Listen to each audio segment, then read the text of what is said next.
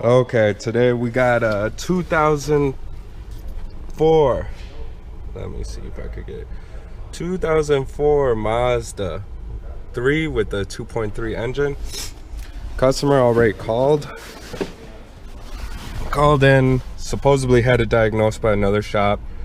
I guess we're just verifying it. No power steering. So from the little research I did, this uses a what's it called, hydraulic power assist steering. So it means it's an electric power steering pump basically, and it has a module. The module would need to be reprogrammed if it ends up being the electric pump. So that's what we're gonna do. We're just gonna see what's going on, check the memory codes. Key on. No communication. All right, let's see data display. No communication. Usually when you get these no communication with the module, I would say about a good 70% of the time it ends up being the module. I've seen some funny things where it's a wire, but let's see if we could communicate with the engine. Memory code. No codes. All right, so we can communicate with the engine.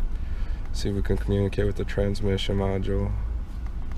I just want to see memory codes. No codes. Well, that's what we hope, is no codes on anything else. There is no check engine light. With DSC, I don't know, we'll probably check both.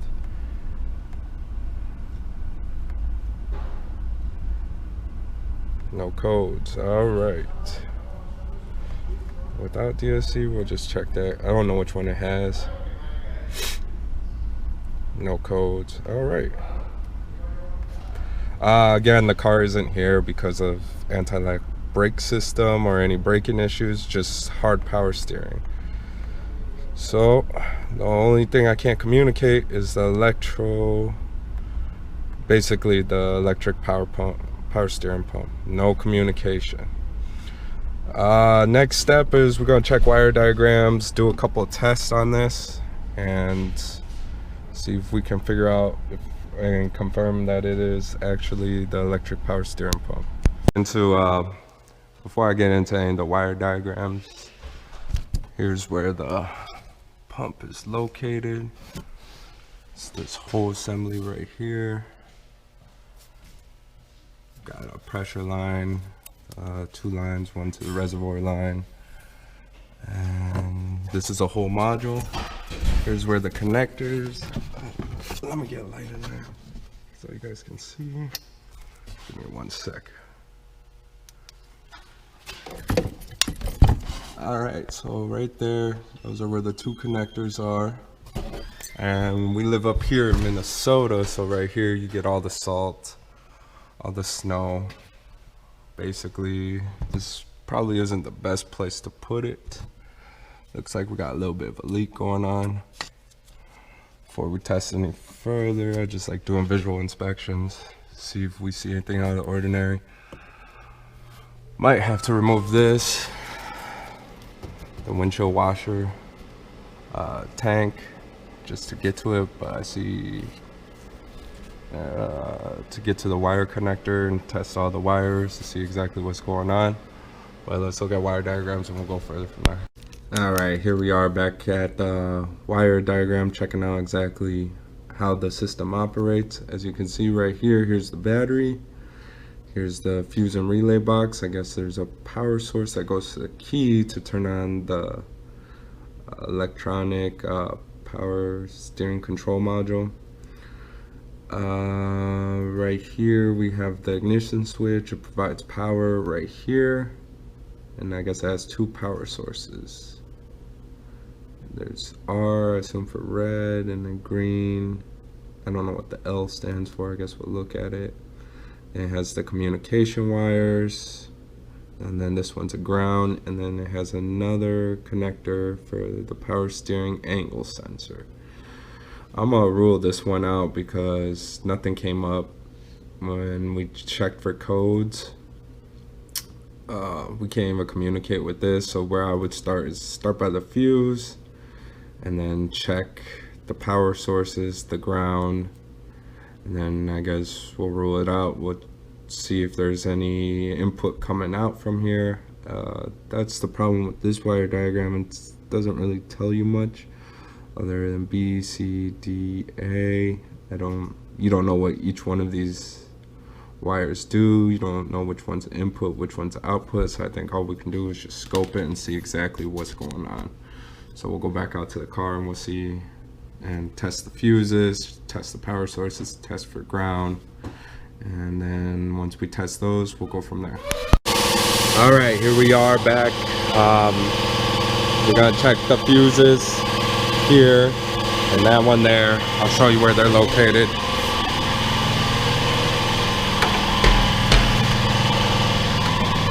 Right here is an 80 amp fuse. This one right here provides direct power. Not direct power, but power to the power steering pump in order for it to work. And it has a couple of 30 amp fuses right here. I don't know if you can see them as clearly. They appear to be all right.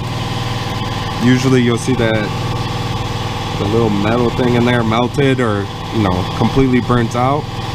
But in this case, all of them look good. Let's check the cap. Give us more insight.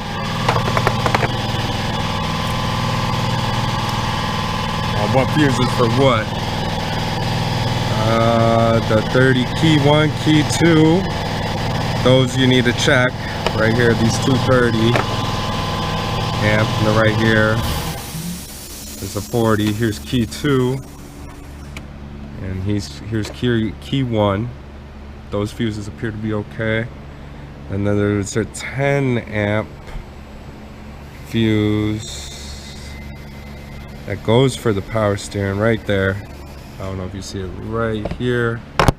This is where it is, the power steering, PS steering, and it'd be this fuse right there.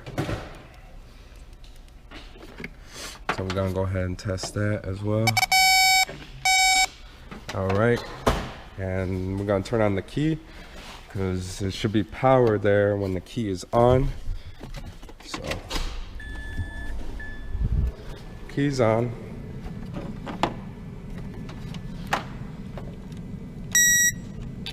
All right, so we got power there. So from what I know, on this fuse box area is all the power is all good.